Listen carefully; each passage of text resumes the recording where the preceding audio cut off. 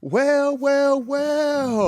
We got a trio up here. First time, but super excited. For those that don't know, obviously I'm Arthur Moats, and we are joined right now by TaNeisha from @ReallyFlawed YouTube channel. You see her obviously multiple times throughout the week with your boy over here.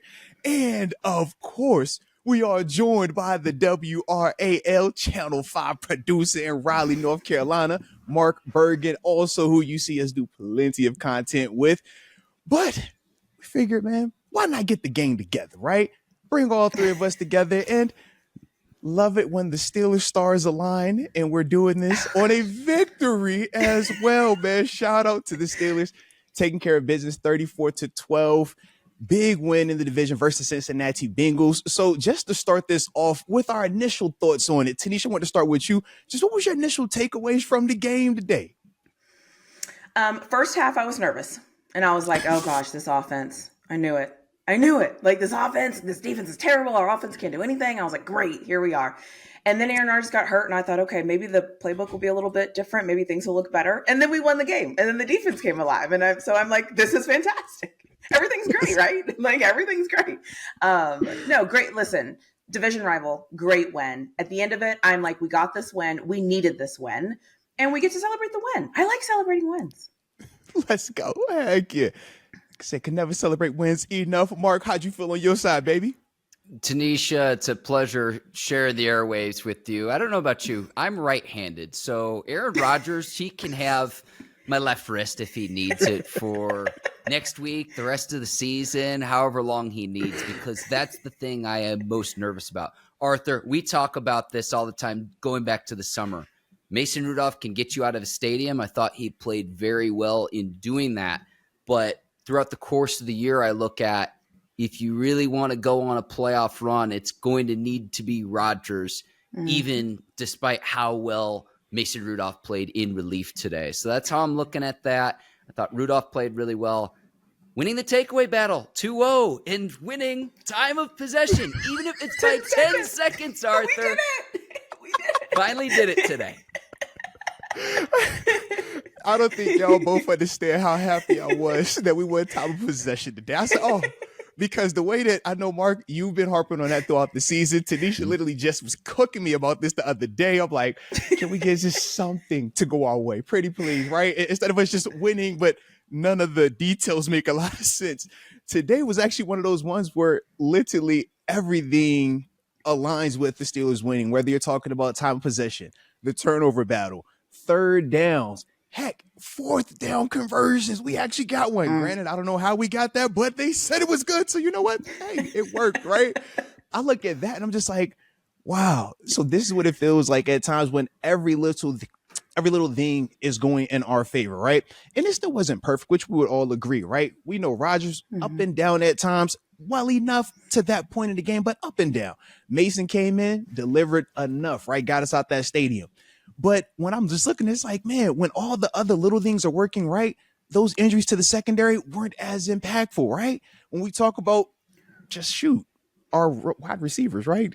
I mean, which one did y'all feel the most confidence in at times?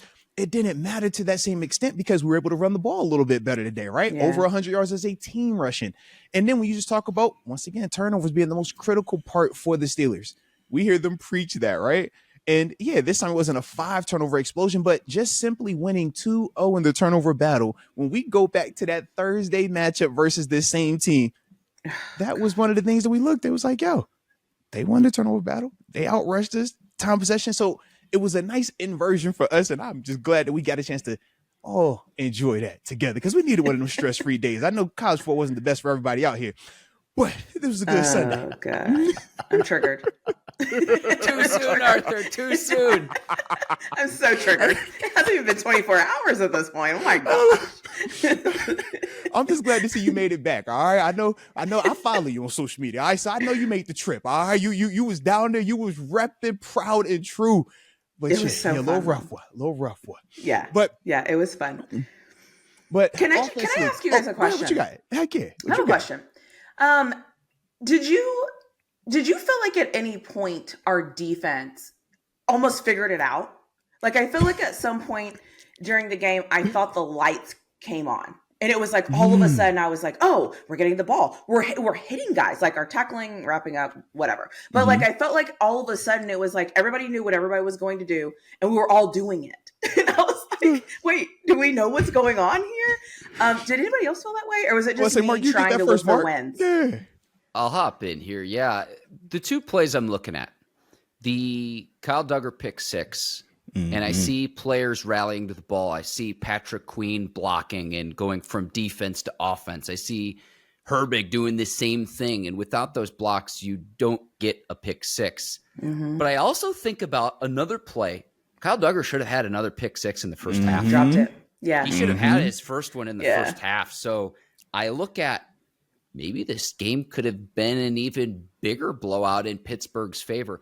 I am just so happy we're talking about Unk Bowl round 2 with the Steelers' victory because the way this game started, both teams scoring on their opening possessions, I'm like, here we go again. Arthur is like the Mike D'Antoni style of offense where it's going to be 50-something to 50-something. It's like, just for my anxiety, for my health, I don't know if I could have taken another one of those games. Shout out to you, Mark, on that one, man. And trust me, I also, for a second, I was in there with you. I'm like, okay, we marched on the field. Nice. Then they came right back. I'm like, all right, defense. At some point, and because seeing them be able to hold the ball a little bit and be able to run the ball on that opening drive, it did kind of make those Thursday night feelings pop right back up. And then when you think about just the injuries, right? Hey, man, you don't have Darius Slay out there. What does that look like? We knew on the back end. All right, man, what does that look like? But as the game started to progress, and it's like it gets almost like a lull in the action, right? First and second quarter for both offenses. I thought both defenses did a really good job. But that turnover, that pick six at the end of the third really flipped everything in terms of just the feel of it. Because up until that point, it's 13-9. Like, it's still this, like, mucked up, neither offenses are having success. Heck, even us getting our field goals, we're in the, how you say it, TaNeisha, just like, yo, I wish we could just move the ball, but we're moving it through penalties and through, you know, the self-inflicted stuff where in our case, the Bengals are making the mistakes. It was like, yo, we get too rough in the passers. Like, we'll take it. But it's like, dang, we still can't even punch this thing in. But to see the defense be able to finally step up. And one of the things that I would say is this. It was a little bit more dumbed down. We typically do a lot of man-to-man, a lot of blitzing at times this year. Today was a ton of zone. And that's why you're watching those guys be able to have big vision and coming downhill and hitting those crossing routes as physical as they did in comparison to that Thursday night where it was man-to-man, right? And they're getting beat off the line with the press coverage.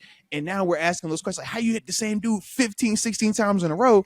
That was the adjustment from the coach's perspective, and the players responded well with that also.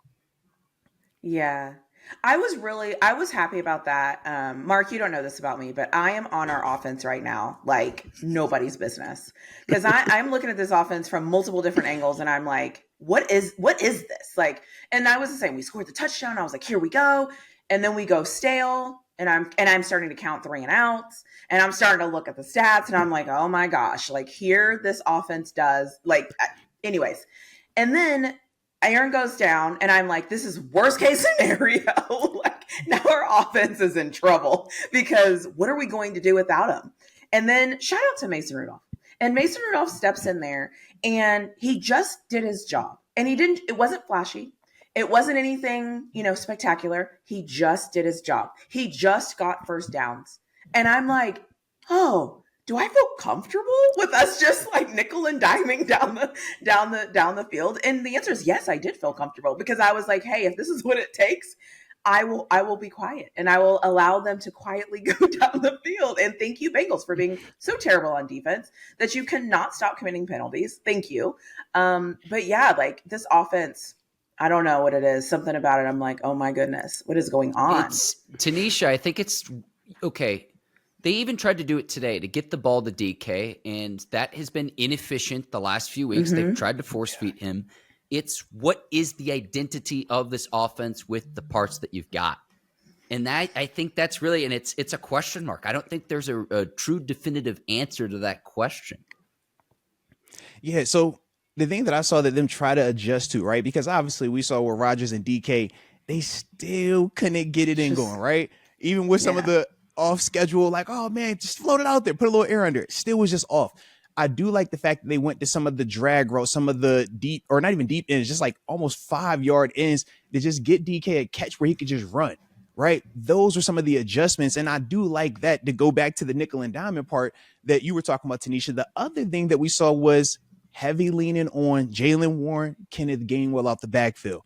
That's the offset with Arthur Smith right now. When the passing attack down the grass isn't working the way that he wants, he's looking tight ends and he's sending these backs fast release into the flat, getting the ball and see if they can make a guy miss, which today versus rookie linebackers, right? When we talk about for the Bengals, 2 younger guys, this is how you can offset that. It's like, okay, if we're not getting it down the grass, make a guy miss, and now we're going to gut him. 5-7, 5-7. It's like, before you know it, you look up, it's like, all right, this can work, at least for today. Now, we know we'll have to add on to that, but for today, it gets you out the stadium. But what I want to ask both of you is, watching Rodgers and watching Mason play, just how did we feel specifically about those guys in terms of what they did on the field, not what anybody else is doing out there?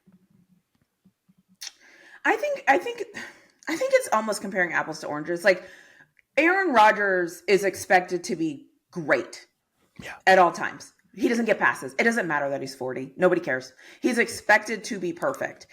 And so because of that, that's the scale I'm grading him on. And he wasn't perfect. And there were moments where I was just like, Aaron, throw the ball away, or hey, get rid of the ball. And then the guy, if he doesn't stop scrambling, every time he scrambles, I am collectively going, stop, slide. Oh my God. Every time. TaNeisha, and I get it. He showed the wheels today, though. He showed a little speed. Is that what that is?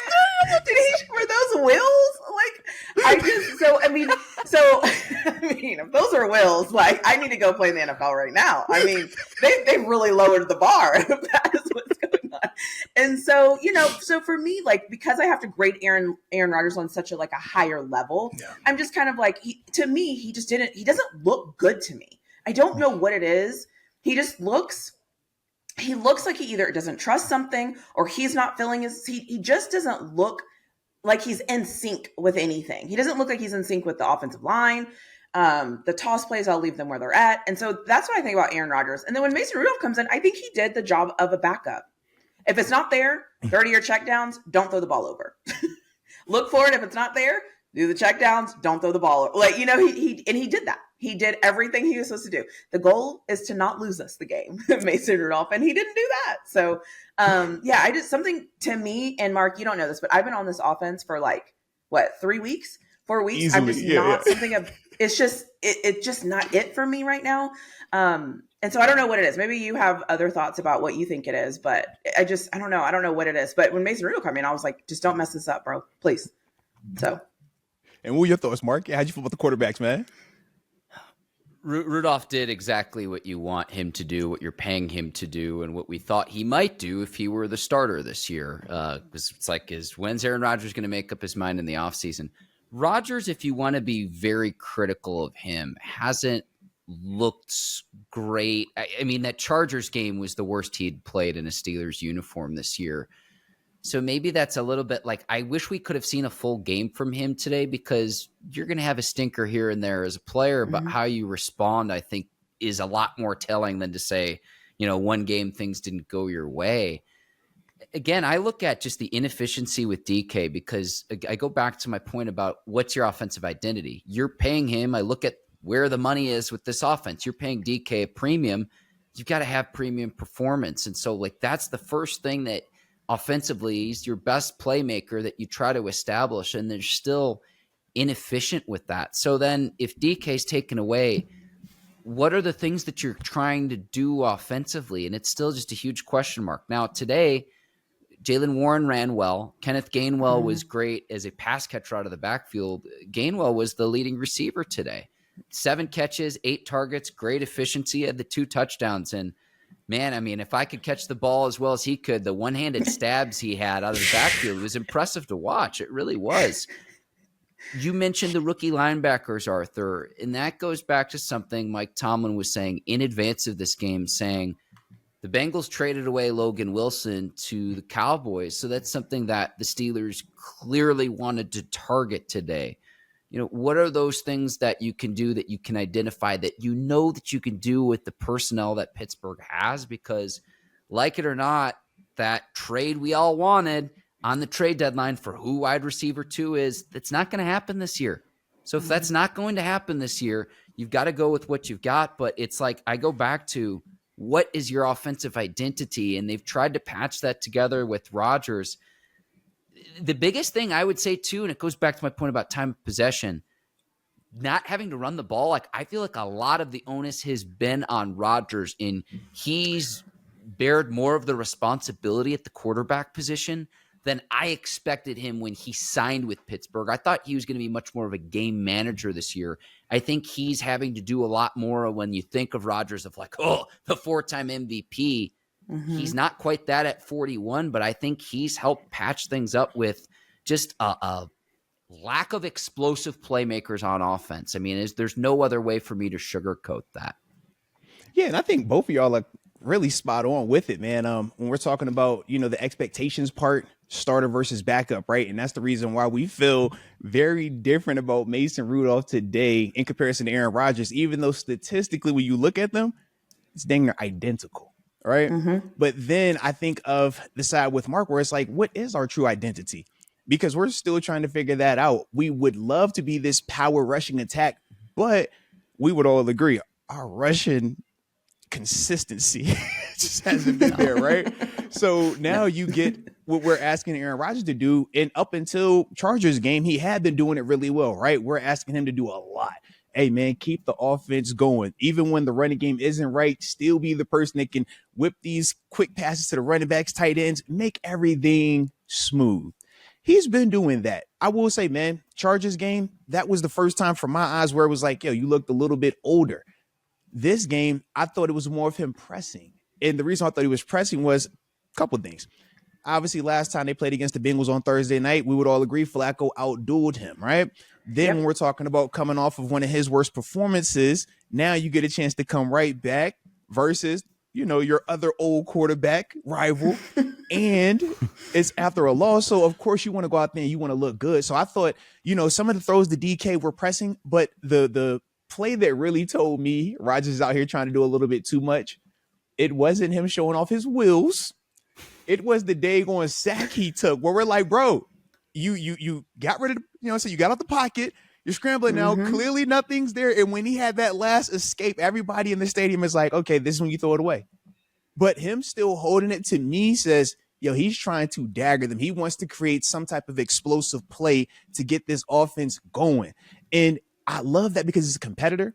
But the flip side is because he is a little bit older, in his mind, he still feels as if he's that 4-time MVP from a couple of years ago, whereas we would all agree, yeah, man, you had a couple of injuries, you slowed down a little bit. So that's the thing where I think he's just trying to figure that part out. But with Mason, you don't have any expectations. Mason, like you said, just don't lose the game, right? If you come in here, you got the lead already.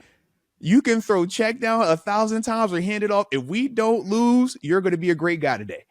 And that's, part of also when you're when you're comparing the two, part of, what we're feeling as well with those guys. But at the end of the day, get the job done, get the win. It's a lot easier to correct this stuff after a win than it is, obviously, if they would have lost today. Just the energy, the vibes would have been way different surrounding that. Now, before we switch to the other side, the defensive side of the ball. Arthur, I want one more point before, please hold your thought. We're talking about Mason Rudolph doing his job on the field goal drive, 7.5 minutes of time taken up on the touchdown drive, 6 minutes taken up. So sustaining drives, the confidence of dinking and dunking, nickeling and diming down the field, but keeping your defense off of it too. I thought that was huge today.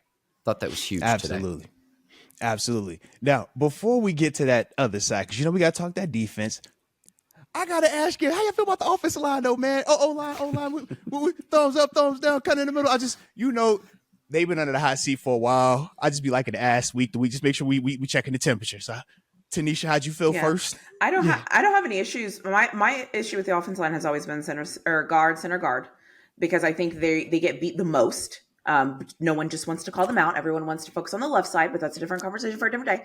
And I think they're fine. They're fine. I think they played well. I thought they gave everybody the time that they needed. They looked good doing it. I think the offensive line, let me say that, I think the offensive line is getting better. I no longer am watching games going, oh my gosh, Please, like I'm no longer focused specifically on them in the games. And I think that's growth because that's what I worry about. The things that worry me are the things that worry me. And I don't catch myself being worried about them. And maybe it's because it's the Bengals. And I was like, if they have trouble with these guys, like we need to hang it up. But yeah, I thought they looked fine. Now, what about you, Mark? How'd you feel about them, man? I've been harping on time of possession. First time they've done that since the Cleveland win. So can you do that against bitter competition now? Can you do it for a second week in a row? Can you do it for a stretch of games? I don't know how many games in a row, but say get 3 or 4 games. And the reason why I focus on that is running the ball, averaging 4 yards a carry, solid. It's not stellar, but it's solid. And it's against a Bengals line that has some injuries, along their defensive line, only 1 sack today. So all in all, I would take this performance again. I wouldn't take a ton because Cincinnati's defense isn't great. And I'll put that politely. Yeah, so I always look at it like this. Regardless of who you're playing against, make it look the way that you want it to look. If we think that their D-line isn't good, we don't respect them, and they shouldn't create pressure, well, our offense line should make it look just like that. So the fact that they did is a positive, right? Because we would have came out here and we're watching the Bengals have record-breaking days, like when we first played them on Thursday night, and they hadn't had a 100-yard rusher all season, and Chase Brown was like looking like O.J. Simpson, right? It's like, man, if we would have came out here and, hey, man, they don't have Trey Hendrickson, they don't have Shamar Stewart, but yet they over here looking like the Giants, like it was to knock over Brady, and you're like, hold on now, bro, this ain't right, this ain't adding up. So that part I do like. O.J. Simpson. Arthur was so mad. Arthur was like, I like that. All right. Arthur, be honest to your listeners and viewers. You were going up against Chase Brown in fantasy football that week, weren't you? Be honest. Be honest here. If Chase Brown can do that, oh man, I'm just throwing it out there. All right? So I don't take anything for granted. Okay, if you give me on the O.J. Simpson reference, Bills had the OG helmet on, and it just threw me back to that OG style. Yeah. All right, so forgive me for that. All right, but yeah, no, man, hey, that's just how I felt. I'm like, you know what? They did their job, man. We were able to run the ball, and it looked the best it's looked all season for us, right? In terms of moving people, being consistent, regardless if it was Jalen Warren, Kenneth Gainwell, or even the young guy, right? Caleb Johnson. He even has some spark plays. Bless his heart. He just, whenever he got the little ran to the sideline and then he got the face mask, I was like, he always is like, yeah, oh. Like he's such a rookie. Great run, great angle, great everything. Oh, 15-yard penalty. It's like, I can't. But I just hope one game he just gets it all right and we get to say, there he goes. Like, there's that draft pick we've been waiting for. And look, that's the life of young players. Speaking into existence, Mark, I feel you on that, baby. Heck yeah, man. Hey, if we're talking about, stiff arms and all of that, Darnell Washington, I'm pretty sure, with respect to the Bengals, I'm pretty sure there's 3 Bengals defenders whose carcasses are still on the field at Acrisure Stadium. Oh, my Lord. Because people have families. He doesn't even care. He's like, I don't care. I don't care about your family. I don't care who's watching. Think about it, man. You got wives watching. You got moms and dads, and he's literally just get up out of here. I don't want to hear this. Oh, you need to baptize in the name of Jesus. It's like, God, dog, bro. But it was also good to see the tight ends get production today, right? When you're talking Darnell Washington, even Muth, man, it was good to see Muth getting some run after, right? These are the investments. So it's like, man, it's good to see that, all right, when Aaron Rodgers isn't playing perfectly per se, we're still able to lean on some of those other pieces to help get you out of a stadium, man. I thought that those tight ends, man, Darnell Washington being the catalyst of that group, man, really showed that. But now. Well, you know what? Well, Moats, did you ever make a business decision when a 6'7", 200 and whatever pounds guy, have you ever been on the football field and you decided, you know what? Maybe I'll try his shoelace and see if I get home. So what I would say is this, from my personal perspective, I always said business decisions were for little guys. You feel me? The guys that were worried about it hurting a little bit too much. You're like, I'm on the other side of the fence. We over here where it's like, I haven't seen anything that I don't think I can't knock out, if that makes sense. It's like, I love the challenge. Like, I'm sitting next to my wife watching the game and I'm in my mind like, I low-key want to hit that. Like, You see, we're just wired differently. It's the Just LBME. different. Okay. It's the LBME. Yeah. So the flip little side is like, crazy. I actually I want to see it. I would have wanted to see it. Yeah, absolutely. It's just, I know it's weird. I Not respect everybody, that. not everybody goes with it. And like you said, man, prime time, that's one of my favorite corners. Actually, was my favorite corner, man. But it's like, yo, he's just a business decision. He's not, got to be smart about it. Me, I'm like, yo, I want to see if I can knock it out. I think I can get it. Yeah. I just, not tackle it. I want to put it to sleep. I got, yeah. Okay. I can do it. Okay. Yeah. So just different mindset. I love it. Everybody be safe out there, okay? It's all about being safe, all right? Playing smart, all right? There you go, okay? There you go. But speaking of defense, though, how did y'all feel about the defense? And TaNeisha, since we started with you on offense, Mark, how'd you get on the I want to talk to you first on this defense, Mark. Can I get you first? Because I know you old DB over there yourself, and the DBs had a good day today, right? So what was your energy out there, man? Finally. And no, in all seriousness, it was like Jamar Chase isn't dominating this team because going into this year, we've got Darius, we got Slay, we got Ramsey, we're locking Cincinnati up. That didn't happen in the first go around, and that happened today. Arthur, I know you're a linebacker. I know the Steelers today barely held Brown under 100 yards rushing, but I'm okay with that because you held Jamar Chase and T. Higgins in check just enough today. Yeah. So, yeah, the scoop and score, the pick six, love to see that. And it's the takeaways where it's like, okay, Aaron Rodgers is out of the game. We got this. We don't even need the offense today. Yeah.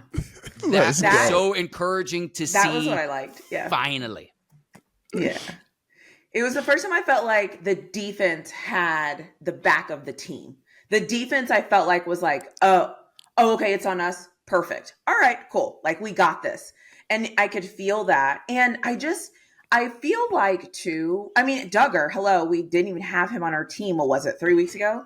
4 weeks ago? And so again, another move the Steelers made. And the whole fan base was like, oh my God, why are we doing this? Why are we hello, like you don't even have to apologize at this point. It's fine. And can we just talk about how disruptive Cam Hayward is? He's just like in the way. He's just in the way. Like, that's all I can tell you. He's just in the way. And he's twisting and turning and looping and on the floor and crawling. Like, he's just in the way. And that's what I need. I need my defensive line to, if you can't get there, just be nasty. Just be in the way. Be annoying. Like, make the guys, the offensive line at some point look at you and be like, can you just stop? Like, stop. Can you just stop? And I love that. The defense, I'm proud of them today. I felt like we needed them, and they said, okay, say less. We got it. Thank you. No, absolutely. And I mean, that's one of the things we say as pass rushers, right? It's like, yo, if you can't get to the quarterback, just find a way to get into the throwing lanes. We saw TJ Watt do it a couple of times. Killer Cam. It's like, yo, if you're not going to make the tackle, throw your guy into the guy that's going to make the tackle. All right. Like, find a way to just wreck stuff, right? Just muck it up. That's Cam. Cam's been doing that thing for a long time too. And it was cool to see him pass Mike Webster also, man, for career games played in the black and gold, man. This is one of those guys, man, one jersey, decade plus of dominance, man. So always a fan of my dog, man, doing his thing. But going back to my dog, Mark, as well, as much as I was a little bit upset about Chase Brown having 99 yards, it was under 100, okay? It was under 100. We outrushed them. And if we're going to allow Chase to have a day, the other guys can't, right? And that was my grievance on Thursday night. Yep. If it was going to be Jamar Chase and T. Higgins, cool. But it can't be Jamar Chase, T. Higgins, Yoshi Vaught, and Chase Brown, right? Today, it was more Yoshi Vaught and Chase Brown. Higgins and Jamar Chase, though, they're pretty quiet, right? I thought I thought James Pierre did a heck of a job down the grass guarding those guys, man, when they were asked to one-on-one scenarios. Thought they did a good job not being penalized. Thought they did a good job in terms of just being up in their face. And I thought JPJ and Ramsey, from the beginning of the game, their energy, I'm up in your face. I don't care about what any fan or media has talked about this matchup. And this is what me and you were getting into about a little bit on TaNeisha on Thursday, right? Or Wednesday. It was like, yo, fans, media, y'all focus on the numbers. Y'all focus on what has happened. As a player, we're like, bro, F all of that. He got to come see me. James Pierre, he got to come see me, right? It's no way that James Pierre should have been able to do anything versus T. Higgins and Jamar Chase based on everything going into this matchup, right? But when you get in that game and you got to lock that cage, and it's like, all right, baby, all that hoopla, all that fanfare goes out the window. Now let's see, can you do it today? You might have done it last week. You might have done it 3 weeks ago, but can you do it today? That was the thing that really impressed me with this secondary. Man, Duggar stepping up. Ramsey, before he got thrown out, it's like, yo, balling, right? We talk about how physical he was, how he's flying around, the communication. Loved it. Now you got to, keep it within the rules. You know what I mean? You can't go all the way native. Have you heard what people are saying about that, though? I mean, but this is my thing, right? Regardless of spit, no spit, call me a name, not call me a name, what was the end result? You're thrown out. So did it make it any better if you were spit on? Did it make it any better if you were called a certain name, right? It doesn't. And that's the part as a player, we say it's not fair, but this is the onus. This is where you got to be able to have more patience than the normal person, right? The normal person, if you call them a certain letter word, right, that begins with a B, it's like, oh, I'm going to lose, I'm going to go kill him. You know how many times you hear that on the field? You know how many times a person in the stand might call you that? Heck, we've heard the racial slurs that get thrown out there as well. And it's like, yo, if you lose your mind, if you allow a person to verbally get control over you because of something that they said and you lose your mind and you react, this is the effect of that. And we all know how we felt when Ramsey went out. Granted, it worked in our favor, right? Duggar comes up, steps up, Pierre and company. But just imagine if we lose because of that secondary down the line. None of us are going to feel that way about why it happened. And that's my only thing. It's like, yo, is it a crap situation? I mean, that's absolutely. Fair. Absolutely. But you as a player, just being in those positions is not easy. Trust me, it's not easy. You're amped up to the fullest of testosterone. You're competing against the best and you want to prove it every single play. No disrespect will ever be tolerated. But standing on all of those morals and principles, right? We throw that still in the pride category because you get to say to yourself in the mirror, man, I stood on what I was supposed to stand on. But what did it cost you in that moment? Because Chase got to stay in the game, unfortunately. Regardless of if he was right or wrong, he got to stay in the game. And that's the only thing that when we go back, if you're, the DB's coach, if you're Coach Tomlin, you're not pissed off at Ramsey for getting thrown out. You're pissed off at Ramsey for just not having a little bit more control. Right. You got to be more control because now what do you think is going to happen next week? Somebody's going to try getting in your head. Somebody else going to try it. Absolutely. Yeah. Why not? Hey, man, you done it before, right? Oh, hey, man, if you spit on it, if you talk, if you say something great, if you just get it, you never know, right? No different when you watch Draymond Green in the NBA, right? It's like, yo, just they do something. You never know. It'll happen, right? Just throw it out there. So that's the thing now for Jalen Ramsey that, hey, you just got to be a little bit more aware of because officials are going to be watching you now, but also other players are going to be looking at you to see, can I get in his head? So that's the only thing, man. But as a whole, man, I love what the DBs was doing, man. I need that edge, man, every week. Mm-hmm, and everybody. Yeah. Like, I think the other thing is, too, that's interesting with the Steelers team is, well, oh, my gosh, 94. What is his name? The rookie? Yaye Black. Yaye, heck yeah. Hello. Welcome, sir. Like some of these rookies, I don't think we're talking enough about how solid these rookies have been. I mean, they're making a difference. I mean, I saw him; he was in there making a play. I know Jack Sawyer got scored on the whatever the play was. That was on. Was that T. What happened on that play? Pass rush. They're playing a regular zone concept. You watch T. Higgins start on the left side of the screen and literally run a drag right from the left side all the way to the right side, and then have time to will it up. That's way too much time. People was like, oh, Sawyer. Why would you put Sawyer on T. Higgins? This is the most idiotic call. Terrell Lawson is like, no, this is called zone defense. We've been running man on Thursday night, and everybody was so pissed off with that. So you switch it up, and when you call zone defense, it puts more pressure on the pass rush, right? Because we're not, doing anything on the back end to say, hey, this is your guy exclusively. So on the front end, T. Higgins is running by a corner, another corner, a linebacker, but then it's like on the all the way backside of the coverage. Yeah, that's the other outside. That's the weakness of the defense, right? Yeah. Because we're saying that you should never be able to get to there and have time for there and will up. It wasn't like they threw it on a rope over there. It was like, yo, he literally had time to start curling up. That's pass rush every day of the week. Okay. So that was my frustration with that. I'm like, yo, Sawyer, you're the innocent bystander that everybody on social media is going to circle and say, it's your fault. And the football players would be like, hey, bro, y'all telling it yourselves.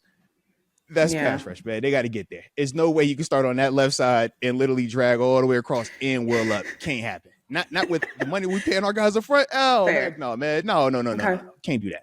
Yeah. But I thought the rookies on defense are starting to look good. They're having moments. Yeah. They're having little moments where they're playing. And the fact that they're even playing and that I notice they're playing and then I'm like, oh, who was that? Oh, because I still don't know them yet in memory. I see their numbers flash and I'm like, who was that again? Oh, right. I know that guy.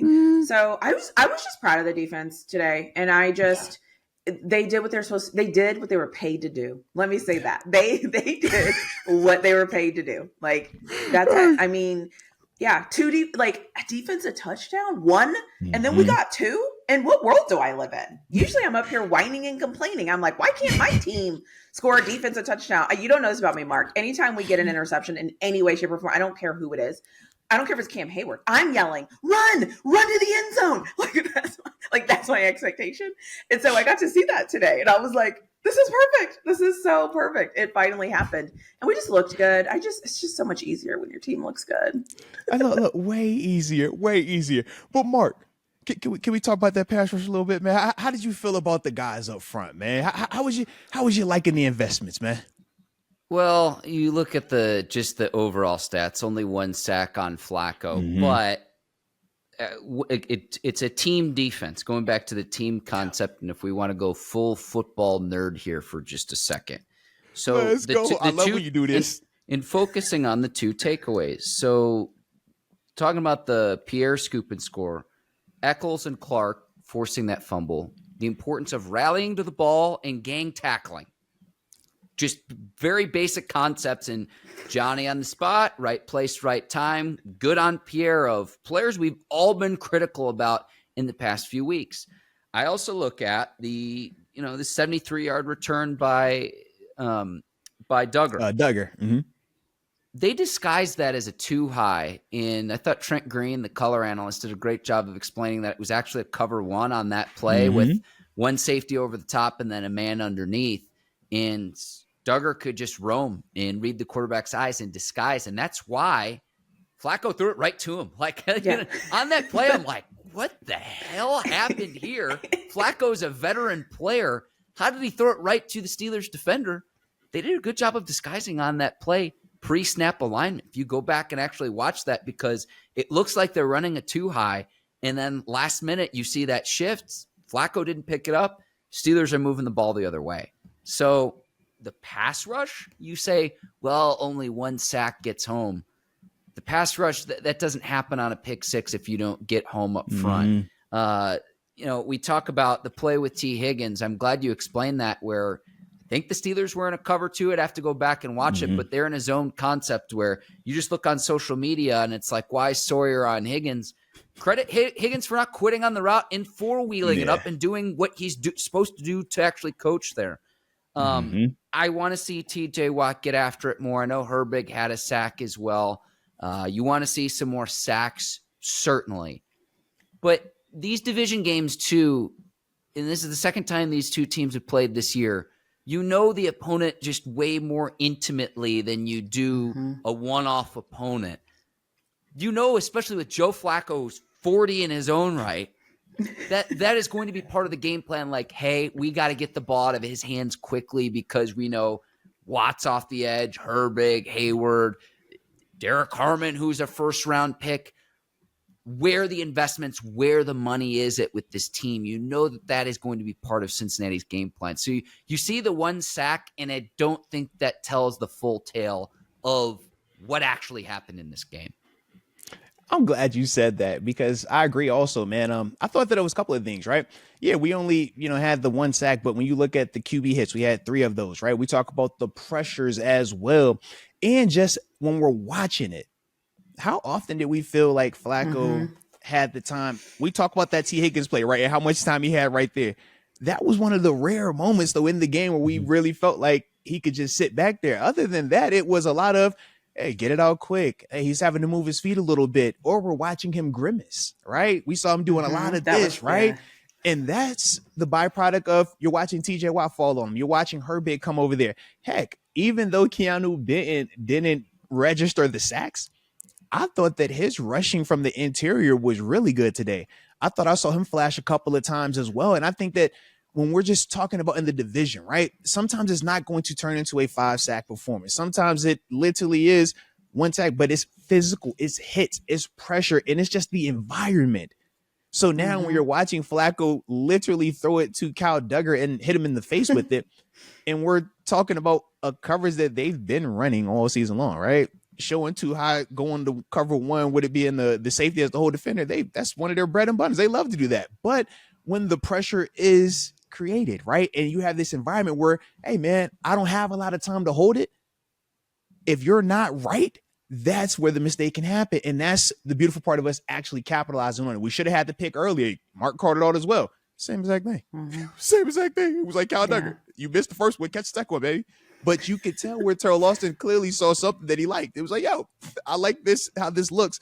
And we were actually able to execute that today. So that's the positive part with this thing. So with defense, it's like, yeah, man, sometimes it's going to look, one way. Other times it's going to be another way. But as long as at the end of the day, you keep them under 100 yards rushing as a total, right? I like that. I can win with that. And you win the turnover battle and you go off the field on third downs. It's like, yeah, what more are we looking for as a whole defense right there? Yeah. The third downs were concerning me in the first half. Cause I think I started tracking it. I think it was like, yeah, we were like 5. They were like 5 for 5 or something crazy on third downs in the first half. And I was just like, is this what we're going to do? And then it got better as the game went on. But I just remember thinking like, man, what is going on? And you always say this. It's like, sometimes I forget the other team also prepared practice. They're making a ton of money. They're going to make plays. Like you know it, but when you see it, sometimes you're like, but why can't our guys be better in that moment? And so sometimes you need a minute to kind of figure out the groove. But Flacco is as cute, like he's cool as a cucumber. He's literally stoic. You don't ever know. And you're right. Today I finally saw him kind of being like, oh gosh. And Flacco has our number too. Like he's kind of in a way comfortable playing against us because he knows what he's going to get. So it doesn't shock him. I actually think today shocked him a little bit. I think there were moments today where he was kind of like, oh, okay. And I like to see that. That's what we want to see. We don't want him comfortable and having a day of his life, just, lollygagging to the sideline, like, woo, another touchdown. Like, no, I want to see you miserable. I want to see you push yourself up off the ground. I want to see your guys having to come pick you up because you just won't get up. Like, those are the things I need to see. And I loved that for the defense because I needed that as a fan. And I hope they enjoyed their performance because it was masterful. I mean, absolutely. I mean, you think about how hard these dudes have worked to get back to this, right? And you always hear the negative way louder than the positive. That's just, where we are as a society, right? The negative always going to be just louder. So for those guys, they've had to hear all of that all week. I mean, frustration is an understatement, right? Pissed off is an understatement. So to get in a matchup where it is some familiarity, whether you're talking coaching staff versus Flacco, heck, I know when I was out there, Cam was out there, and we both played against that Flacco when he was in Baltimore. So it was like, yeah, we remember that also, man. We know what that is. So to see defensively those guys respond and make it look like how it used to look when he was in Baltimore at times, it's like, yeah, that's the Flacco we know. Pressure him, hit him, make him, he's going to have a turnover or two. Like, yeah, that's what it's supposed to look like. So defense, man, just as much as we want this to be all right, now we're going to get this every single week. We know it's week to week, right? And next week it's going to be a whole new, set of challenges and what we're going to have in terms of expectations. But up until this point, it's like, man, just do enough. And today they did just enough, right? To get out of that thing, man. So I do like that again. Absolutely. But before we start, to get ready to wrap it up, or at least on the back end of this thing, I would say defensively, right? Who were your key standout players? Somebody that, where there's one or two guys that really just jump off the screen to you where you're like, man, this was that person. Who is that for you guys? I would think Pierre, really anyone who guarded Jamar Chase. 3 catches on 10 targets. So whether it's a collective, but Pierre, if I have to choose one, I'll pick Pierre. The touchdown to put it away late, I thought was huge. But coming off where 16 catches on 23 targets in that Thursday night game. And Arthur, I was mad. Like I was legitimately mad where I'm like, this can't happen again. And it didn't today. I think we were all kind of triggered in our own way. Like there were certain things that triggered all of us, right? Like I was just disappointed the whole production of it all. All of it was just, I'm like, this is just not good enough. Like none of that was good enough. And this was compounded by the fact that Flacco had been in a Bengals uniform for like 10 days, and he's carving up the NFL's highest paid defense on that Thursday night game several weeks ago. So it's like that compounded where it's like, are you guys going to try to take this away? They did that today. I respect that. I would say Duggar because I'm selfish and he like got a pick six. But I also think that he has been with us the least as of like today. I know we have some other guys that are probably going to come that, and it will be them. And I feel like he's taken on the Steelers like identity. And I feel like he's us, you know, like he has that grit to him. He's aggressive. He's almost always where he needs to be. Now, does he always make the play? You know, debatable, but he's always where he needs to be. And that matters to me so much because I always say, if you make it to the NFL and you're where you need to be, you're going to make plays eventually because you're right there to make the play. And I just feel like his physicality looks good on TV. His aggressiveness looks good on TV. And I'm that fan that like, I like to see how the guys are together. Even when he's with the guys, it feels like he's, you know, everybody is the same. And I love that. Sometimes you can kind of tell like one guy might be kind of different or standoffish or not as aggressive. He's up in there, like he's a part of it. And I love that for a new guy coming in, already making plays, already seeing impact. And I can't go against a pick six ever because I'm obsessed with that. So let's go. All right.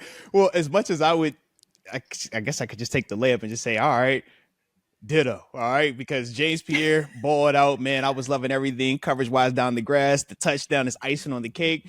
Kyle Duggar, you've hopped on the moving train so gracefully, baby. Come on, man. And now you give me pick sixes. Hey, I thought I only get those on my birthday. All right. So I like that right there. Right. So both of those dudes, 1,000%, man. I piggyback with y'all. If I had to pick another name just for the sake of being different, I'm going to go with my LB, Patrick Queen, man. Led the team in tackles, loved his physicality. And he's the guy that, just similar to Aaron Rodgers, right? Expectations are very high because highest paid free agent at one point, right? He's the green dot. Hey, man, if Peyton Wilson or Malik Harris comes in there, man, they could do certain things and it's all right. It's like, yo, I know what you're being asked to do, and I'm watching you fly around, hit folk, flexing on people, man, and just arriving with bad intentions. To me, when we're talking about where that physical identity, that demeanor starts, man, look at 6 and look at 5 when they're playing in these games, man. They have a different level of energy that everybody else is rising to. Not saying they're the most talented or the most productive. Ramsey, we know, I think he's been our best player, right? But in terms of that physical mindset, mentality, dog-like, I'm going to get there, even if it's not pretty, even if it doesn't look the best to everybody. That's PQ every time I watch this dude, man. And it's like, man, once again, in a game like today where you needed to be side to side, like we needed that physicality, I'm watching you fly. I'm watching you flash. So that would be the other guy for me. Yeah. I like it. Also, Chris Boswell made me nervous when the kick donked off the thing. I was like, no, sir. Like after last week when you missed the field goal, I was like, it was unlike him. He didn't mean it. Like it's fine. Everything's fine. But today I thought he was going to miss that extra point, and I was a little concerned, but it donked in, and I was like, all right, I'm going to let him make it. But yeah, I just always have to mention Boz because I think he's the most consistent guy we have on the roster. Let's go. So shout out to Chris Boswell. Heck yeah. And one of the things that we do say in sports, at least with football, almost or close only matters in horseshoes and hand grenades. So, hey, man, he almost missed it, but he didn't. You know, I ain't care about all that stuff, man. Me and Mark bump heads about that all the time. But it didn't, man. We ain't sure about all that, man. We won, baby. All right, cool. So it's all good. It's all good. All right. Long foul ball. All right. So with that, though, take it to the other side of the ball, right? Hey, it was about to be bad. Oh, it wasn't bad. We're good. Hey, shout out to the fact we went over there. All right. Just shout out to the fact. It's all right. But now on the flip side, offensively, who are your standouts? Who are you guys, people that you're like, yo, man, that's the one for me, man. They really stepped up today, man. Tip the cap. What was that person for you guys? There's two choices here, I think. Who are your two? Is one a tight end and one a running back? No.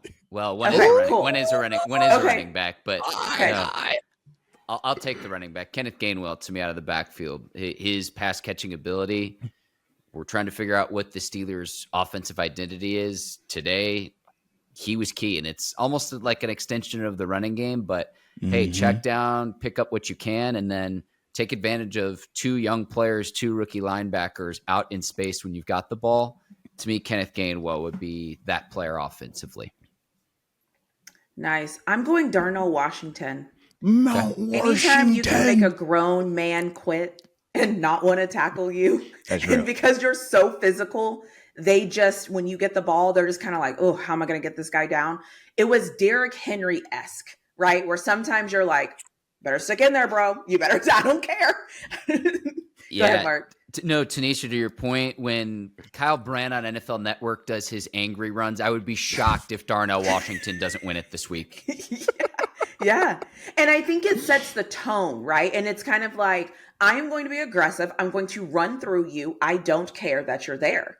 And then the next time he got the ball, you could see they were like, okay, what angle am I going to take now? Because I don't want to, like, these are grown men. They're getting paid a ton of money, and they are rethinking their decisions in real time. Shout out to that. And I think it sets the tone too for everybody else, because if you're an offensive lineman, you get to do that every single play. Go do that to the guys that are in front of you. And it just kind of is this thing. I mean, golly, he ran right through. Oh man, he just ran him right out. He didn't even care. Well, there was that play, and then there was the one where he tried to hurdle over the defender. Yes. Can you imagine him falling on you? No, thank you. No. And that's what I'm saying. And grown men on a football field started making business decisions. And they were like, I'm good on that. Actually, let me try his ankles. Like, he's not going to push me. He's not going to run me over. And I love that. And I think we need that, because we need it. We need that physicality on offense. I don't feel like we have it on offense all the time. I think he provides that. Like, I don't care about you. I'm running you over. No, without a doubt. And yeah, when you talk about the identity, that's part of what we want, right? That's Arthur Smith's staple, man. Even when you're going back to Tennessee, right? Physical on offense, man. And almost making you feel afraid to tackle those dudes, right? We talk about Derrick Henry, the big body, physical back that he was. Mm-hmm. Darnell definitely did that today. Shout out to Darnell Washington. Man, all right. So, hey, once again, all right. So you took Darnell, and my man Mark then took Gainwell. I'm like, yeah, Gainwell was hooping. Gainwell looked good, catching off the backfield, man. I needed it. And especially when Warren acted like he wanted to be hurt. I'm like, hey, bro, we ain't got time for no injuries now, baby. All right. Yeah, we've already fulfilled our quota, our injury quota today. Right. I'm like, bro, can you stop acting weird? Get up. Get up now. What do you think you're doing down there? Yeah. But for me, since, like you said, man, you went Darnell, obviously you went Kenneth Gainwell. I'm going to go Mason Rudolph. As a dude that, has been in scenarios where you're not the starter and you've had to come in as the backup, that is not easy. Sometimes it's harder to be the backup than it is the starter because you don't get any of the reps. But yet when you get in the game, all the expectations are still there in the sense of make sure this offense operates, make sure we're not turning the ball over, and you better not be even a glimpse of the reason why this game wasn't successful. All right. So the pressure that you feel going into that scenario, right? Mason Rudolph, not just the pressure of coming back to, the spot that he first got his opportunity to play at and start at, but you're also coming in for Aaron Rodgers, who at the time wasn't having an ultra prolific game. It was a cool game, but it wasn't to the standard that Rodgers has shown us to start to believe in. So it's a lot to go in there, but you watch this dude, man, was clean with the football, was decisive. Heck, I even liked the decision that he made to not rip it to, I think it was Darnell Washington on one of them third or fourth downs. They're like, yeah, man. Trent Green saw, he's like, yeah, man, the pass right there. And I'm like, DK. Yeah. Like, nope. I'm like, Mason, if you don't feel comfortable with that and it doesn't look good to you, you eat it. Don't throw that thing, man. I love that right there because that's letting me know just for him as an individual, he's becoming more confident in what he is seeing and not seeing. It's easy for the person that, has the TV copy or the person that's up in the press box because you got the top down. You can see all of it. Man, it's easy. Oh, man, you should have done it. But when you're down there, it happens way differently. The vantage point is way different. And you have to be the one with 100% conviction making those plays out there because if you throw that and it gets tipped, because that defender is a little bit closer than what the commentator might have thought it was, and that ball pops up in the air and it's a pick. How are we talking about Mason, right? How are we talking Yeah. about this offense? So that was the thing to me, man. I just really was impressed with Mason being able to come in and play within himself, be confident in his own decision making, and not try to do too much to impress anybody else. And then he still ended up getting a touchdown pass out of it, right? And that's the funny thing about the football or playing football. It's like sometimes you don't have to do anything special to still have something good happen. You just throwing the check down to Kenneth Gainwell, allow him to catch it on the run, right? Hands catch, and then he got missed. Nice touchdown. But it's those type of things that you want to see from younger players, or in Mason's case, just backups, right? Or QB2s. It's like, man, come in here and just run the offense. Be a great game manager. And that was the thing that I thought Mason did. So I would give him, you know, if we're not going to go Mount Washington or Kenneth Gainwell, I'm going to go Mason Rudolph. All right. It's such a luxury to have a backup come in and just not even miss a beat. I mean, in all seriousness. Now, is he going to perform? We'll see. I mean, tomorrow we'll know more on Monday in terms of how severe Aaron Rodgers' left wrist injury. And that's going to be the big question going in between now and when the Steelers take on the Chicago Bears on the road next Sunday. So that's really what we're looking at. But I'm not worried about Mason if it's 1 or 2 games, depending on how much, if any time, Aaron Rodgers misses. My level of concern would be if Rodgers has a substantial wrist injury, what that does to impact the trajectory of your season. That is my bigger concern.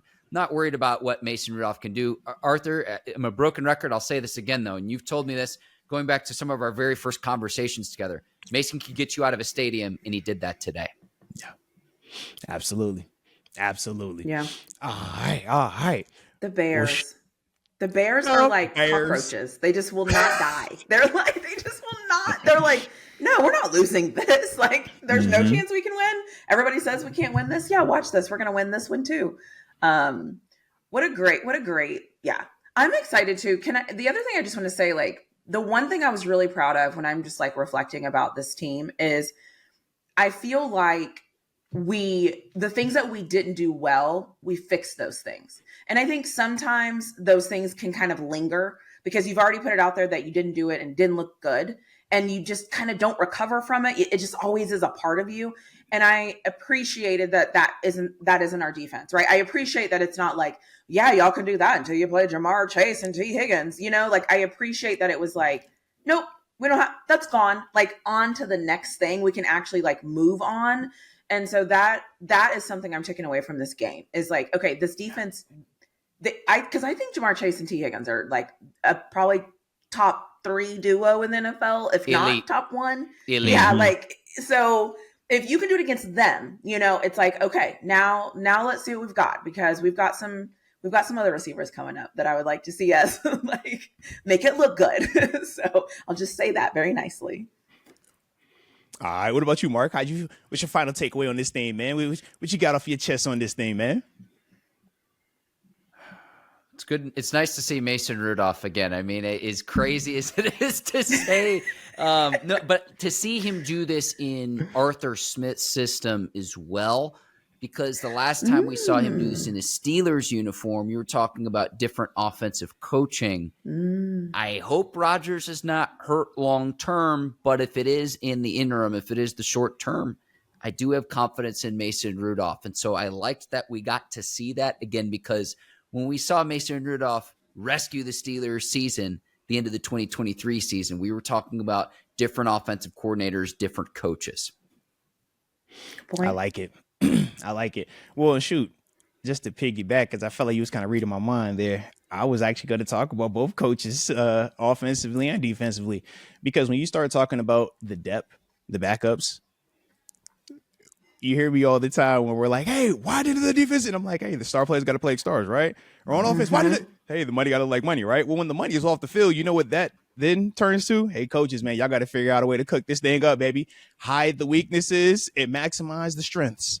So that's why you saw more of a zone approach, right? Defensively, man, you get guys like Kyle Duggar, James Pierre making plays, Brandon Echols making plays, right? Even when dudes were getting hurt, a guy that they thought did not deserve to ever put on the black and gold jersey again, Chuck Clark, making plays, right? It's coaching. TA, putting the guys in position, man. Also believing in them way more than fans or media, right? And that's what we talk about at times where it's like, yo, you got to trust these dudes because you're seeing them. You got more information than we do, right? So if you know this guy's capable, man, make it look like that. Put him in the positions to be successful. That's what they did today defensively. Offensively, right? Man, all right. First half is what it is. But that whole second half, we're playing a game with Mason Rudolph, right? Mm-hmm. And it's a one-score game. We talked about how just a couple of weeks ago, this same offense for Cincinnati put up dang near 30 plus almost 40 on us, right? So it's like, man, what does that look like? Arthur Smith, how do you make this offense be relevant enough or just not turn the ball over, not kill us, right? Keep the time of possession rolling. Once again, this is the scheme part. This is Arthur Smith. No, okay. Well, if I got a quarterback in Mason Rudolph who can hit the short to intermediate throws, we're having success running the football. But we also know that, hey, man, when in doubt, tight ends hit these running backs. That was still shown. So the messaging is also consistent because when we saw Rodgers in the first half, that was the look of this offense, right? Short intermediate, get it to the backs. We didn't like it as much because we want Rodgers more downfield. But when Mason comes in, it's like, okay, we're getting the same thing, but a little bit better execution out of it. So it lets me know that the coaching message is still being received and these guys are able to execute it, even though these aren't necessarily our A players that are out there in all these scenarios. Kenneth Gainwell, Mason Rudolph, these aren't the starters, right? We would say that's Jalen Warren, that's Aaron Rodgers, but it's like, yeah, man, coaches got to figure it out. And even with some of the injuries on the offensive line, it's like, yeah, man, figure it out. Find ways. Spencer Anderson, keep getting out there, man. Say Malo, how you breast feel today? You peck all right this time? All right, cool, man. We can figure it out. All of that matters. All of that. But that's why I look at the coaching staff and I say, man, good job by those guys, man. We criticize the heck out of them, even when, at times it's like, yo, statistically, this might have looked good, but I test was like, man, this wasn't enough. Today, though, I felt like both things reflected. I thought the players that were out there looked the part. And then I thought when we go back and we actually look at, okay, the time possession, the running attack, man, all these little things, it's like, yeah, man, dudes stepped up. Dudes did what they were supposed to do, man. So that's what my energy is, that right there. Yeah. I love it. We won. Like, what's better than winning? And can I just say something that was really funny to me? When Jalen Ramsey and all that stuff was happening, and they show Mike Tomlin on the sideline, and he's like, still. Almost to say, like, I'm gonna let him have it when I have the chance. Yeah. That's not right now. And you can almost see it in his face where he's kind of looking like, what are you doing? Like, what are you actually doing? But he couldn't show it because obviously, it was kind of whatever. Sometimes I just wish there was a camera on following Coach Tomlin around because sometimes I just think that he's sitting there like this. And then other times he's like, yeah, it's almost like I know what he's thinking just by how he's reacting or how he's not reacting. And so I thought that was very interesting to watch him just like watch that situation go down and him just kind of be looking like, this ain't good. This is not good. So yeah, I love that. He didn't lose his cool, but I feel sorry for Jalen Ramsey. I can dig that right there. And of course, like I said, man, we ain't gonna let it all just be positive, because we know it's a certain faction out there that you got to have some of the other side of it. So before we completely wrap up, what is something that you would want to see improved upon following today's game, man? It's something that you're just like, you know what? This still just doesn't quite sit well with me. What's that thing for y'all? I would go with, can you do it again?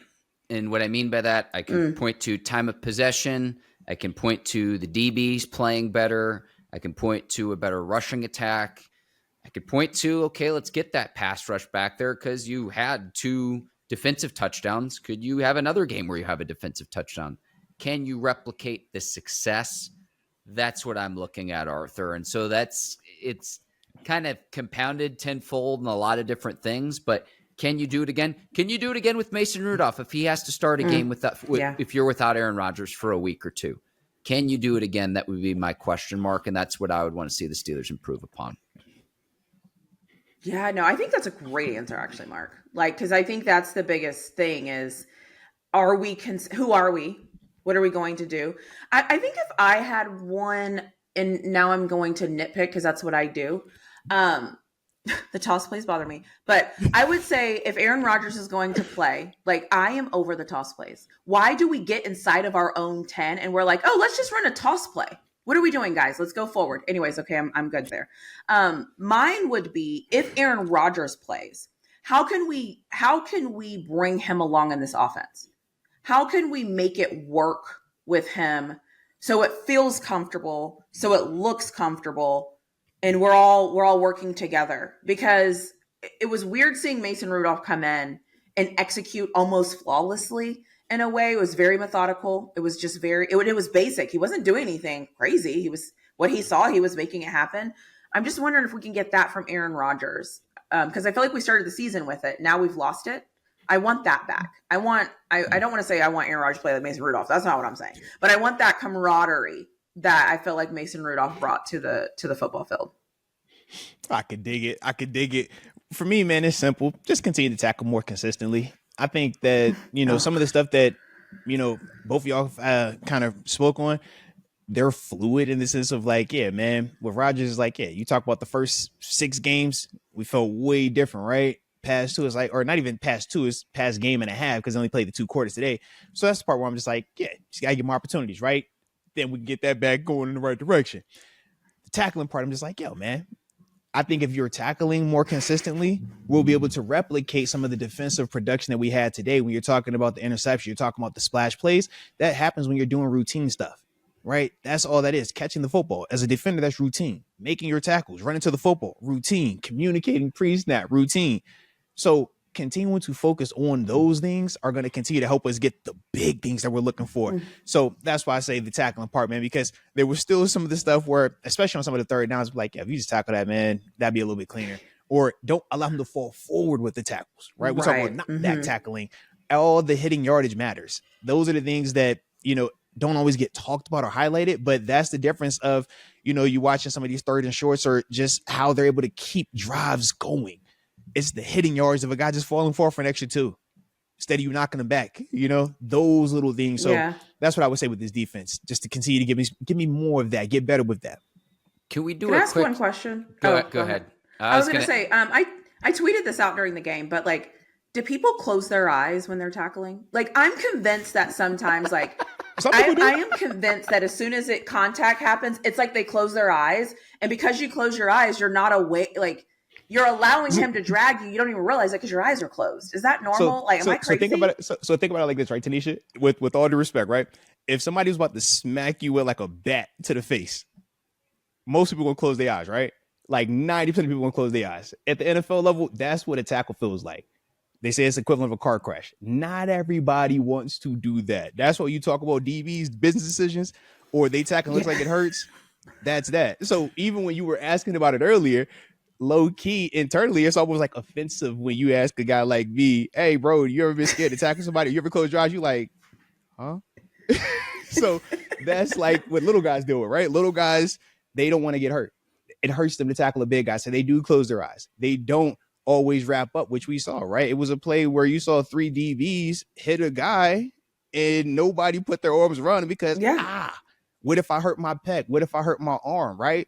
What if he falls on me? Those are little guy mindsets. That's why DBs, you want to get your running backs on them. That's why Derrick Henry's made a killing. It's like, Arthur Smith was one of the first ones, innovation, right? Let me get this big guy instead of running downhill in between A and B gap where it's guys like me, Cam, big body guys, right? He says, let's run the toss because who we tossing it to on the perimeter? It's a corner. Oh gosh. We don't have a Derrick Henry.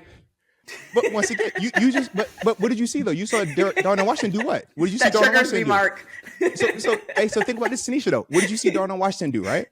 It's the same ideology of big guys versus little players. I don't care if we gotta toss it. I don't care if it's a screen, quick pass. He's trying to get that matchup. And the flip side, defensively, Coach Tomlin was innovative because even back when I was here in 2014, he had already been highlighting that part of the defense as well, where it's you got to make this one-on-one tackle in the alley, 10 yards on the sideline, DBs versus running backs, right? Linebackers versus running backs one-on-one because of the space of it. It's the hardest tackle to make. Yeah, that's fair. So that's the part where it's like, dudes, for sure. A lot of dudes close their eyes. Grown men close their eyes because they don't want to get hurt. Some dudes only want to play the pass. They just want to run down the field and look fast. That's all they want to do. Other guys, you think about a D lineman. D lineman don't want to run at all, right? D lineman just wants to be physical, put me in the phone booth and let's punch each other in the face till I break your eye, right? That's a D lineman's mindset. Linebackers, where I'm at, we are best of both worlds. I got to be able to cover you, but I also got to be able to go punch you in the face. So you got to be able to have that mindset of shifting it either way. But that's why the Patrick Queens and the Peyton Wilsons and the Malik Harrisons are the glue guys to be able to kind of do both. That's fair. So that's part. Hilarious. But man, trust me, dude. Yeah. Okay. Tackling is the hardest thing to do. And it's not just hard in the sense of executing it. It's even hard to replicate it in practice because who wants to hit in the season, right? I got to make sure you're healthy enough to get to the game on Sunday. Tackling for sure is going to hurt you. It's going to slow you down. But the only way to get better with tackling is to practice tackling. And the Steelers, man, Coach Tomlin does a great job in training camp of having dudes tackle to the ground to the point where we get pissed off at them. But it's like, you can't get better at tackling. You won't stay consistent with tackling if you're not unless tackling. you constantly practice it. But that is the challenge. And the later it gets in the year, the harder it becomes. Because not only are you sore, not only have you been doing it for a long period of time. Talk about, man, we started back in April, right? So it's like all of this is popping up and it's like, yo, you still got to figure it out. You still got to make it work. And that's why we look at us and they say at this part, it's the war of attrition. So who still has that mindset that I don't care if I'm sore? I'm still gonna hit you in the face. I don't care if I'm tired. I don't care if it's cold. I don't care if I've been banged up. I'm still gonna hit you in the face. It's a mindset. Okay. Coach Tomlin is preaching that, and that's the thing that you want the rest of the team to have. Arthur Smith has it. Arthur Smith for sure has it. But the execution of all of it, that's the other side, right? So we look at some of these dudes, even today, right? As good as the defense played, we still saw some of that show it up, right? Where it's like, yo, hit this dude, bro. Don't be scared. Hit him. That's when you touch him, make him bring him to the ground.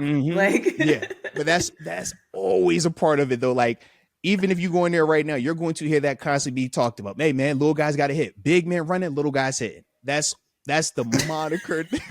Like verbatim. No, I've heard Ike has told me that too. That's something what is preach. Big men running. Big men running, little guys hitting, because big men don't want to run, right? 300 pounds. I'm tired, coach. I'm too big. But when you watch Cam Hayward 20 yards downfield to the sideline, hit a receiver cutting across the field, and that's a forced fumble, you can't get that without a big man running. You talk about little guys hitting. I'm trying to get that running back on my corner. Hey, JPJ, Darius Slay, Jalen Ramsey, James Pierre. I don't care that you're little, that you're 50 pounds lighter than this guy. Hit him. Get him down or hold him up long enough for the cavalry to get there. And then by then, Ike T would also tell you, get down and get laid down. I love my brother Ike. He got a broke arm because he ain't get down. And he is like, yo, either get him down or you're going to get laid down. That's a part of it, man. And he'll tell you verbatim, but I can't tell you everywhere else because I know in Buffalo and in Arizona, when I was there, we didn't talk like that. But in Pittsburgh, under Coach Tomlin, big men running, little guys hitting, for sure, is something that is preached because you can see the importance of it. And you watched it. Think about it, TaNeisha. Before we even had this conversation, you even could feel it. You're like, yo, do they close their eyes at times? Are they taking funny? No, I was like, I think they're scared. Not scared is kind of like disrespectful. But I do think that sometimes they're like, if I close my eyes, it will just happen. And it's like, can you see him still moving his legs? You see what I'm saying? It's like, it hurts. Not everybody wants to do that, man. So that's why you got to preach that mindset and you got to instill it in these guys that you can't even think twice about it. It literally has to be second nature. And as much as we don't want to run, it's like, bro, they want to run 30 yards downfield. Man, dude. But you watch Peyton Wilson. What did he do? Think about if Peyton Wilson hesitated Minnesota Vikings game, right? Coach, I'm tired. Coach, I'm too big. Let the DBs do that. That's the little guy's job. We don't get out of that stadium, right? So that's where you could just see all encompassing. It's like, yo, the mindset, how everything has to work. But yeah, we all got something nasty about our job. Oh, yeah. That's true. That's a part of it. So little guys, did you have something? Big guys, you gotta keep running. I was gonna say, Arthur, I've talked to a lot of Steelers down through the years, and it's amazing how through generations, some of the same coaching, teaching messages have transcended generations. And it's like, I know that you've been brainwashed as well in terms of what it takes what it means to be a defensive player on the Pittsburgh Steelers, because I've heard you say this. I've heard my old coach, Ike Taylor, say this. I've heard several of his teammates say some of the exact same things that you just said there in terms of big man running, little man hitting. I mean, it's one example, but there's countless of them of like things that have transcended generations when it comes to Pittsburgh Steelers defensive football. Yeah. I love that. I gotta find a way to say that in my real life so somebody can be like, what are you what are you saying? And I need to find a reason to just say it. And yeah, I have to. I have to. You said, what was that saying again? Say that one. Can we put that on recording again? Because we all, by now we all know I watch everything back. And yes, I will. I'm going to find a reason to say that thing. I don't know how, but I will make it work. I'll make it work. I think that's TaNeisha, it'll happen later this season. I promise you. There'll be a play where you'll come back to this conversation. Big man running, little man hitting. I promise you. I promise. Every time, man. It's just so funny because as soon as you say it, you can see it. And that's what makes it good. It's like I can totally, every time you guys say it, I see it happening in the game. So now it's just context of like what I'm actually seeing happen. So and that's one of the things that Coach Tomlin actually preaches as well. He's like, the reason why I talk the way that I talk is so what you just said right there. As soon as I say it, you can visually put it right there. And it's happening. Like, I don't have to look for it. I know exactly what you mean. And that's the whole purpose. So it's like, you know the answers to the test before the game even starts. You know what to do. Now, can you do it? And can you do it every single play? Even when it hurts, even when it doesn't feel the best, even when, all right, everybody else ain't do their job, can you still do it?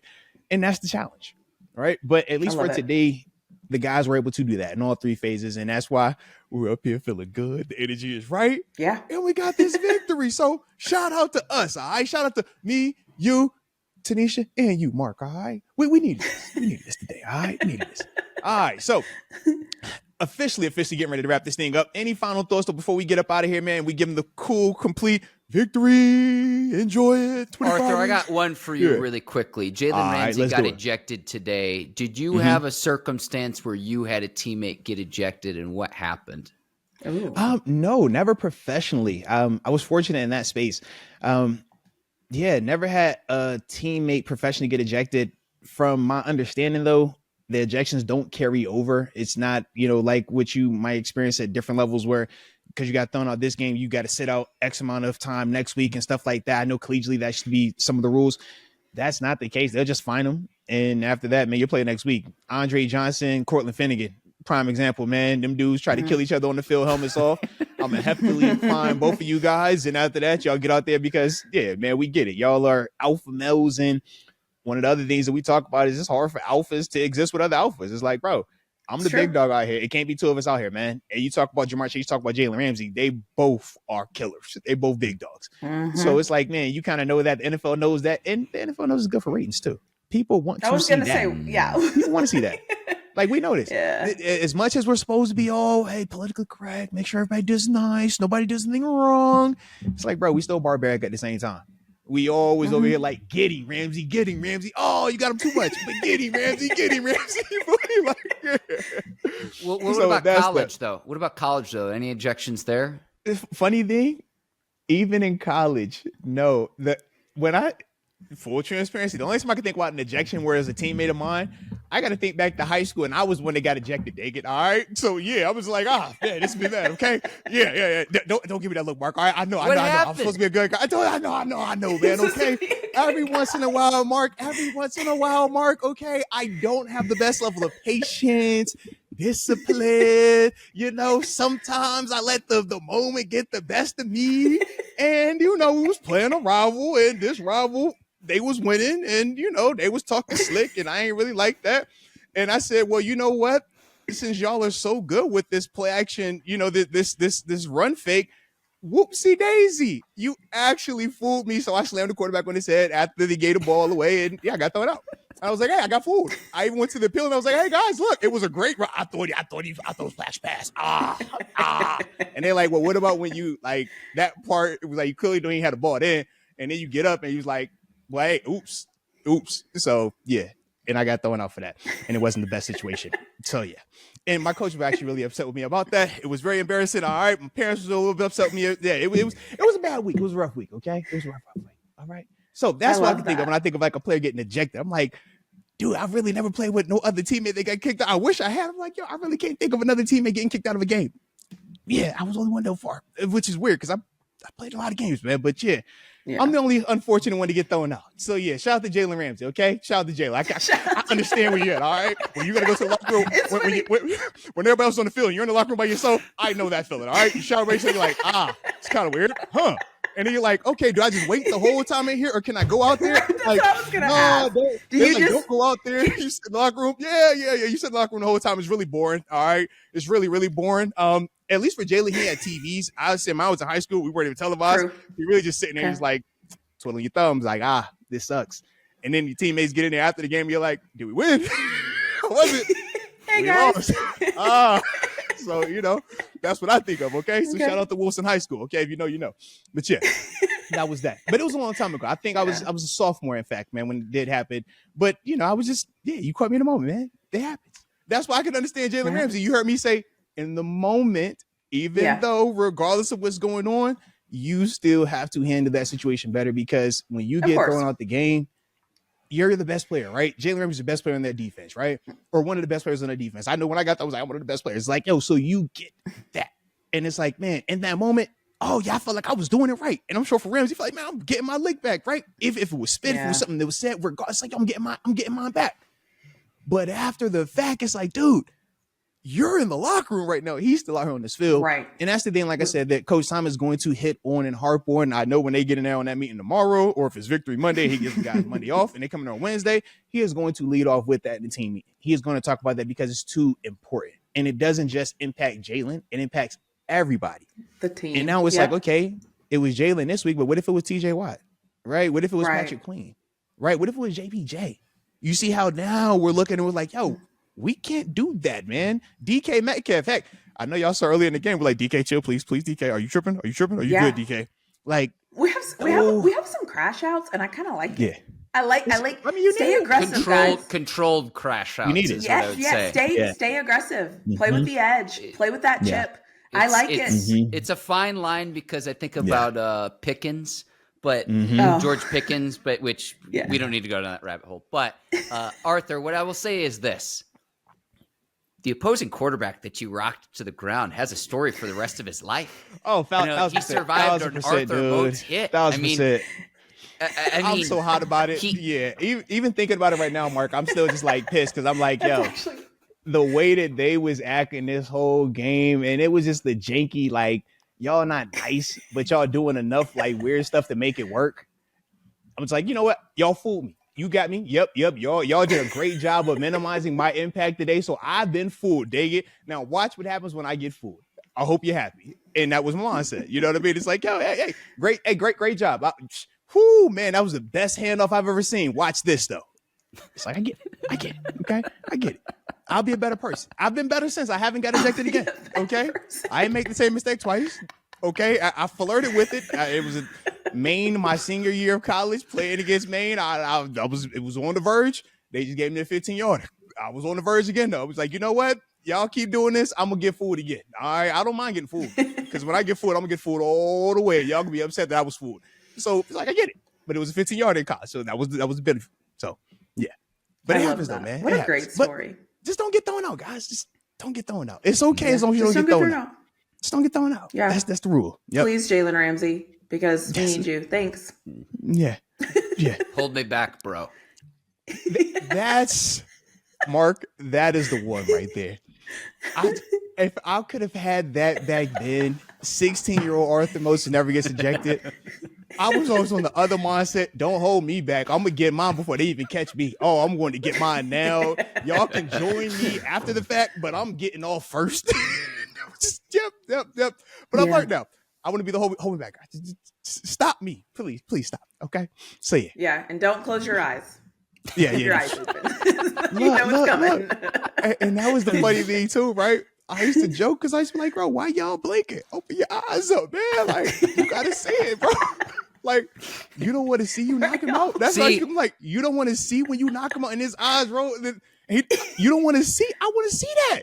And this is why Arthur was born to be a Steeler. It goes back to our Tomlinism. That's it. Don't blink.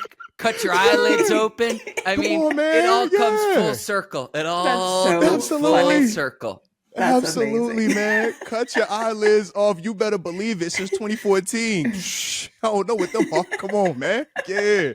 But absolutely, man. You That don't want to is, miss anything. You want to see it all. yeah. Maybe that's what makes me weird. But I'm like, for sure, I want to see No, I every think that's what makes you a single hit. linebacker. Yeah, I want to see I it think all. if we lined up Eyes. all linebackers, they Yeah. would probably say the exact same thing you're saying, Yeah. because I think Yeah. that is what you have to play that position. You gotta just go get it. So I Hey, respect man, that. shout out the defense, all right? Shout out the defense. But more importantly, shout out to y'all. Like I said, man, post game, man, y'all came in here, man, dropping that heat. Appreciate the heck out of both of y'all. And for the people watching this, man, I know y'all enjoyed it. So if you did, hit the like button. Don't forget to subscribe. And also, let us know what stood out to you in the game, right? Offensively, defensively. And you heard our takes, who you agree with. And if you have any grievances, you know we in the comment section lurking as well, all right? So drop it in there. But we do appreciate y'all, man, for tuning in with us. Stay safe out there. Enjoy this victory. And until next time, baby, peace. Bye.